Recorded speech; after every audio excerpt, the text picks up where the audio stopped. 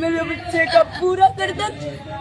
প্রেমের প্রস্তাবে না বলছিলেন এক নারী, আর সেই না এর প্রতিশোধ নিতে প্রাণ দিতে হলো তার 1.5 বছরের শিশু পুত্রকে। उनसे बोला शादी कर সে আমাকে বিয়ে করতে অনুরোধ করে, मेरे पास एक কিন্তু আমি কিছুতেই রাজি হচ্ছিলাম না, কেননা আমার ছোট একটি বাচ্চা রয়েছে। তখন সে আমার বিবিকে বলে, চলো আমরা চকলেট নিয়ে আসি। তখন আমি আমার বিবিকে তার কোলে দিয়ে দেই। बोला छोटे আমি আরেকটি শিশুকে বললাম, তুমি তার সাথে চলে যাও, কিন্তু সে বলল, ভাইয়া তো এদিকেই আছে। इसको भी नहीं भेजा। আফসোস, আমি তাকেও পাঠাইনি। उसने ऐसे मारा मेरे बच्चे का पूरा कर दे। ऐसे झूल रहा है। কিন্তু সে আমার বেবিটাকে এভাবে মারলো, আমার বেবির পুরোটা গাড়ি মটকে দিল। ভারতের উত্তরপ্রদেশের ফিরোজাবাদ জেলার এই ঘটনা পুরো দেশকে নাড়িয়ে দিয়েছে। পুলিশ জানায়, রতি দেবী পারিবারিক বিরোধের কারণে স্বামী থেকে আলাদা থাকছিলেন।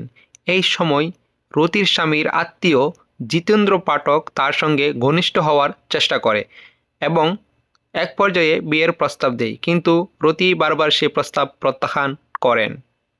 তদন্তে জানা গেছে, প্রত্যাখ্যিত হওয়ার পর খুবই জিতেন্দ্র মনে করতে শুরু করে যে রতির 1.5 বছরের ছেলে আরবি তার পথে একমাত্র বাধা। গত শনিবার চকলেট কিনে দেওয়ার কথা বলে ছোট্ট আরবকে বাড়ি থেকে বাইরে নিয়ে যায় সে। এরপর একটি নির্জন স্থানে নিয়ে শিশুটির উপর চালানো হয় অমানবিক নির্যাতন। সিসিটিভি ফুটেজে দেখা যায় 1.5 বছরের অবশ শিশুকে বারবার শক্ত রাস্তার উপর আছাড় মারা হচ্ছে। পরে গুরুতর আহত অবস্থায় তাকে ফেলে রেখে অভিযুক্ত পালিয়ে যায়। পরিবারের সদস্যরা দ্রুত হাসপাতালে নিয়ে গেলে চিকিৎসকরা আরবকে মৃত ঘোষণা করেন। ঘটনার পর পুলিশ অভিযান চালিয়ে অভিযুক্ত জিতেন্দ্র পাঠককে গ্রেফতার করে। একজন মানুষ কতটা নিষ্ঠুর হলে নিজের প্রত্যাখ্যিত প্রেমের প্রতিশোধ নিতে একটি নিষ্পাপ শিশুর জীবন কেড়ে নিতে পারে?